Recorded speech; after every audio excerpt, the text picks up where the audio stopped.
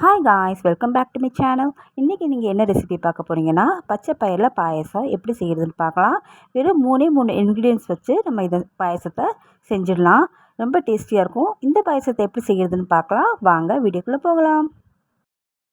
இந்த பச்சை பயிரை முதல்ல நான் இவ்வளோ தான் எடுத்திருக்கேன். இந்த ஒரு கிளாஸில் ஹாஃப் கிளாஸ் அளவு எடுத்து நல்லா வாஷ் பண்ணிவிட்டு லைட்டாக வறுத்துட்டு கடாயில் நல்லா இந்த மாதிரி மசியாக வேக வச்சு எடுத்து வச்சுருக்கேன்.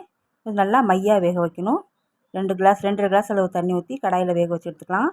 கூட செஞ்சிங்கன்னா குக்கரில் போட்டு நல்லா மையாக வேக வச்சு எடுத்துக்கலாம். இது நான் குறைவாக செஞ்சுருக்கனால கடாயிலே நல்லா வேக வச்சு எடுத்து வச்சுருக்கேன். இந்த கிளாஸில் ஒரு 3/4 கிளாஸ் அளவு காய்ச்சாத பால் எடுத்து வச்சுக்கலாம். இதுக்கு தேவையான அளவு முந்திரி எடுத்துக்கலாம். நான் இனிப்புக்கு 2 கட்டி வெல்லம் எடுத்திருக்கேன். இதில் நான் ஹாஃப் கிளாஸ் பருப்பு எடுத்துருக்கனால 1.5 கட்டி வெல்லம் தான் நான் சேர்த்துக்குவேன். நீங்கள் ஃபுல் கிளாஸ் எடுத்துக்கிட்டிங்கன்னா 2 கட்டி வெல்லம் சேர்த்துக்கலாம். உங்களோட ஆப்ஷன் தான்.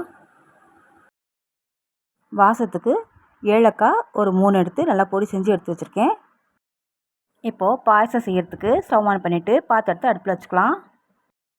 அடுப்பை கொஞ்சம் லோ ஃப்ளேமில் வச்சுக்கலாம். இப்போ எடுத்து வச்சுருக்க பாலை இது கூட சேர்த்துக்கலாம். இதே கிளாஸ் அளவு 2 கிளாஸ் ஆஃப் வாட்டர் ஆட் பண்ணிக்கலாம். இப்போது ஸ்டவ்வை கொஞ்சம் ஹை ஃப்ளேமில் வச்சு பாலை நல்லா கொதிக்க விடலாம். பாருங்கள், பால் நல்லா கொதித்து பொங்கி வந்துட்டுருக்கு. இந்த ஸ்டேஜில் ஸ்டவ்வை லோ ஃப்ளேமில் வச்சுக்கலாம். இப்போ கரண்டியால் நல்லா கிளறி விட்டுக்கலாம். இப்போ பாருங்கள், பாலோட பச்சை வாசனெலாம் போயிட்டு நல்லா கொதித்து வந்துட்டுருக்கு. இந்த ஸ்டேஜில் ஸ்டவ்வை லோ ஃப்ளேமில் வச்சுக்கலாம். வச்சுட்டு நம்ம வேக வச்சுருக்க பருப்பை நல்லா கரண்டியால் லைட்டாக நைஸ் பண்ணி விட்டுக்கலாம். கரண்டியால் நல்லா மசிச்சு விட்டுட்டு அதுக்கப்புறம் நம்ம இந்த பாலோட சேர்த்துக்கலாம். இப்போது பாலோட எல்லா பருப்பையும் இதோட சேர்த்துக்கலாம். சேர்த்துட்டு எல்லாம் சேர்த்து நல்லா கிளறி விட்டுக்கலாம். அடுப்பை கொஞ்சம் மீடியம் ஃப்ளேமில் வச்சு நல்லா கொதிக்க விடலாம். அப்போ தான் கொஞ்சம் கெட்டித்தனமாக வரும். லிக்விட்லேருந்து கொஞ்சம் சாலிடாக வரும். பால் பாருங்கள் நல்லா கொதிச்சு வந்துட்டுருக்கு. இந்த மாதிரி ஸ்டேஜில் லிக்விட்லேருந்து சாலிடாக மாறிட்டுருக்கும். இப்போ மாறி வந்துட்டுருக்கும். அப்போ தான் நல்லாயிருக்கும். பாயசம் சாப்பிட்றதுக்கு கொஞ்சம் கெட்டியாக இருந்தால் தான் டேஸ்டியாக இருக்கும். நல்லா கொதிக்க விடணும். அப்போ தான் கொஞ்சம் நல்லா கெட்டியாக வரும். அடுப்பை லோ ஃப்ளேமில் வச்சே கொதிக்க விடுங்க. ஹை ஃப்ளேமில் வைக்கவே கூடாது. இப்போது வாசத்துக்கு ஏலக்காய் தூளை தூவிக்கலாம். தூவிட்டு இதை கொஞ்சம் நல்லா கிளறி விட்டுக்கலாம். பாருங்கள், நல்லா கொதிச்சு வந்துட்டுருக்கு. இந்த ஸ்டேஜில் பொடிச்சு வச்சுருக்க வெல்லத்தை ஆட் பண்ணிக்கலாம்.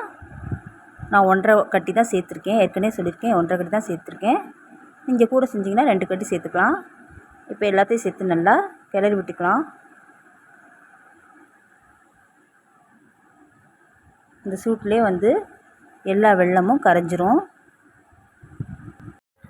கொஞ்சம் லோ ஃப்ளேமில் வச்சு நல்லா கொதிக்க விடலாம். இப்போது நம்ம முந்திரி சேர்த்துக்கிறதுக்கு லைட்டாக நெய்யில் போட்டு வறுத்து எடுத்துக்கலாம். எல்லாம் நல்லா வறுபட்டுருச்சு. இப்போ இது கூட சேர்த்துக்கலாம். முந்திரியை சேர்த்துட்டு நல்லா கிளறி விட்டுக்கலாம்.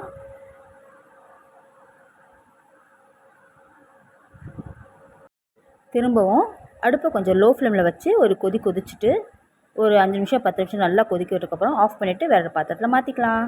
பாருங்கள், சுவையான டேஸ்டியான பச்சை பயிறு பாயசம் தயார். நீங்களும் வீட்டில் ட்ரை பண்ணி பாருங்கள். ரொம்ப டேஸ்டியாக ருசியாக இருக்கும். குழந்தைகள்லாம் விரும்பி சாப்பிடுவாங்க. சாயந்தரம் குழந்தைய வீட்டில் ஸ்கூல்லேருந்து வீட்டுக்கு வரும்போது இந்த மாதிரி செஞ்சு கொடுத்தா குழந்தைய விரும்பி சாப்பிடுவாங்க. நீங்கள் வீட்டில் ட்ரை பண்ணி பாருங்கள். உங்களுக்கு இந்த ரெசிபி பிடிச்சிருந்தால் மறக்காமல் லைக், ஷேர், சப்ஸ்கிரைப் பண்ணுங்கள். கூடவே பெல் ஐக்கானையும் கிளிக் பண்ணிடுங்க.